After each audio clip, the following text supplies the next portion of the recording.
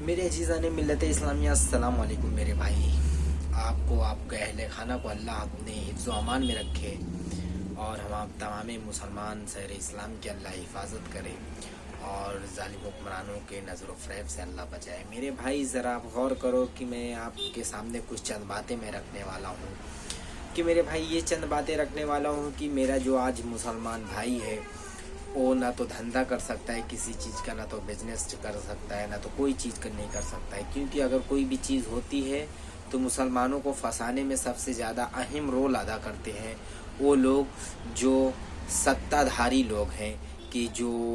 वो बोले तो भगवाधारी किस्म के लोग हैं जो सिर्फ़ और सिर्फ मुसलमानों को निशाना बनाते रहते हैं, मुसलमानों को टारगेट करते रहते हैं। मेरे अजीज़ान मिल्लत इस्लामिया, आप ज़रा गौर करो, ये जो चंद बातें हैं मैं आपके दरमियान में रखना चाहता था मेरे भाई। ये मध्य प्रदेश में उज्जैन करके एक गांव है, एक मतलब शहर है वहाँ पर,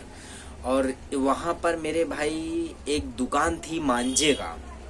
जो पतंग उतंग उड़ाते हैं या जो पतंग उतंग बेचते हैं, वहाँ पे मांझे का दुकान था। तो एक छात्र की, एक लड़की की चाइनीज़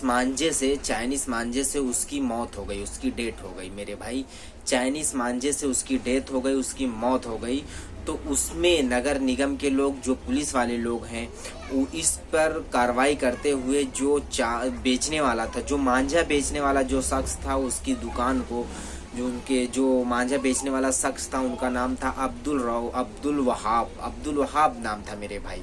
उनकी दुकानों को वहाँ के नगर निगम और वहाँ के पुलिस वालों ने किस तरीके से उनकी दुकानों को तोड़ फोड़ मचा कर रख दिया मेरे भाई। इसलिए मेरे भाई कि अभी मेरे भाई ये बताओ, वो मांझा जो चाइनीज़ मांझा जो चाइना से बन के आता है, वो मांझे में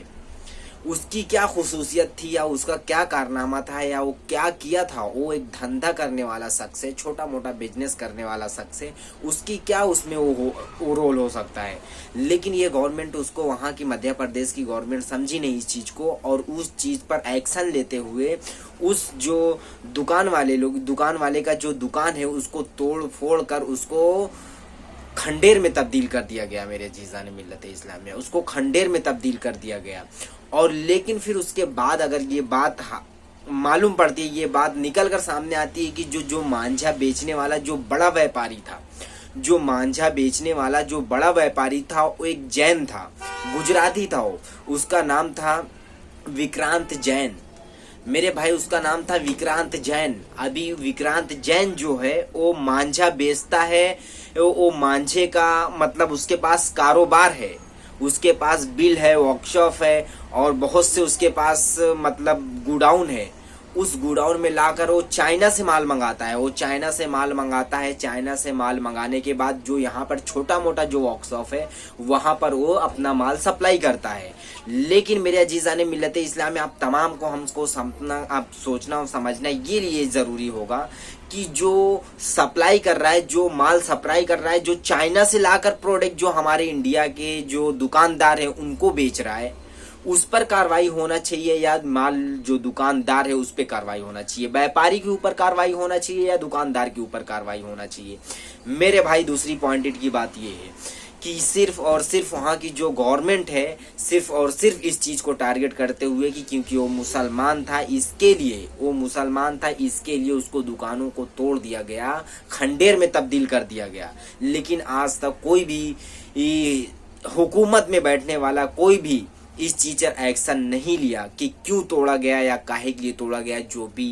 जो उसकी कार्रवाई थे क्यों नहीं उस पर जांच किया गया कि जो सबसे बड़ा अपराधी बेचने वाला व्यापारी होता है या दुकानदार व्यापारी होता है, जो दुकानदार होता है वो सबसे बड़ा अपराधी होता है मेरे भाई। लेकिन आप जरा गौर करो, जो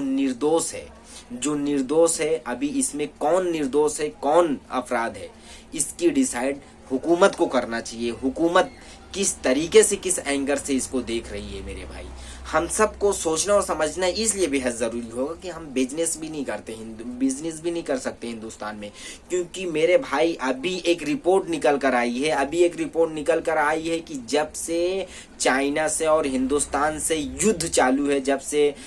झगड़ा चालू है और जब से चाइना भारत में अपना सिंगंजा कसते आ रहा है, चाइना जब हिंदुस्तान में घुसते आ रहा है, तब से लेकर आज तक 100 करोड़ अरब डॉलर की कमाई हो चुकी है और व्यापार हो चुका है। इसका कौन जांच करेगा? इसका कौन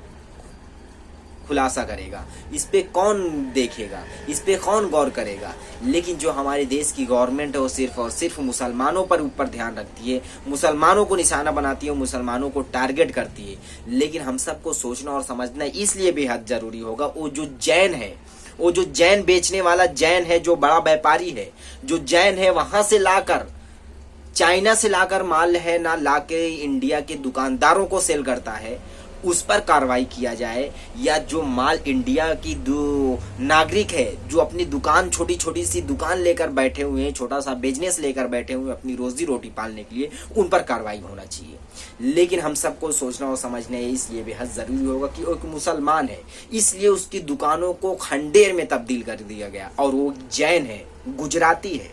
उस पर कोई कार्रवाई नहीं होती। मेरे अजीज़ान मिल्लत इस्लामिया, ये जो चंद बातें थी मैं आपके दरमियान में रखना चाहता था कि जरा मेरे भाई सोचो समझो कि हालात किस तरीके से रूप बदल रहे हैं, क्या हो रहा है भारत में, क्या हो रहा है मुल्क हिंदुस्तान में, कि जो आज मुसलमान है, क्यों मुसलमान ऐसे अपनी हालात को बना रहा है, क्यों मुसलमान के हालात ऐसे बन रहे हैं, क्यों मुसलमानों के ऐसे ऐसे वाक़यात सामने निकल कर आ रहे हैं। मेरे अजीज़ान मिल्लत इस्लामिया, यही जो चंद बातें थी मैं आपके दरमियान में रखना चाहता था। मेरे भाई सोचो और समझो, इस पर गौर करो, तवज्जो दो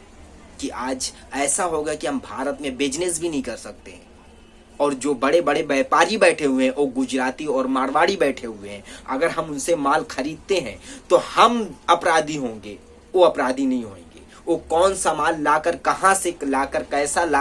कैसा नहीं लाकर हमारे हाथों में बेच रहे हैं, हमको इस चीज से कोई ताल्लुक नहीं है, और फिर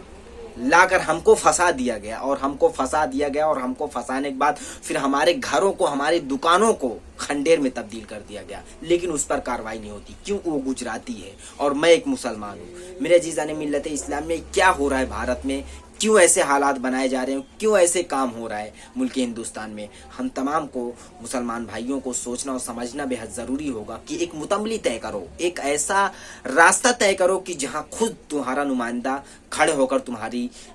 इंसाफ की गुहार लगाता हो, और खुद अपने आप में एक ताकतवर ऐसा बनो कि जो ऐसे ऐसे हालात का मुकाबला कर सकते हो तुम। मेरे अजीज़ान मिल्लत इस्लामी, यही जो चंद बातें थी मेरे भाई जो मैं आपके दरमियान में रखना चाहता था। इस चीज़ पे जो आसिफ, उन लड़के का नाम है, जो अब्दुल वहाब है, दुकान के जो मालिक हैं, जो अब्दुल वहाब है, उनका लड़का ये चीज़ बता रहा है कि मैं ये चीज़ विक्रांत जैन से लिया हूँ। ये माल विक्रांत जैन के ऊपर केस नहीं हो रहा है। क्यों नहीं हो रहा है विक्रांत जैन के ऊपर? उससे मैं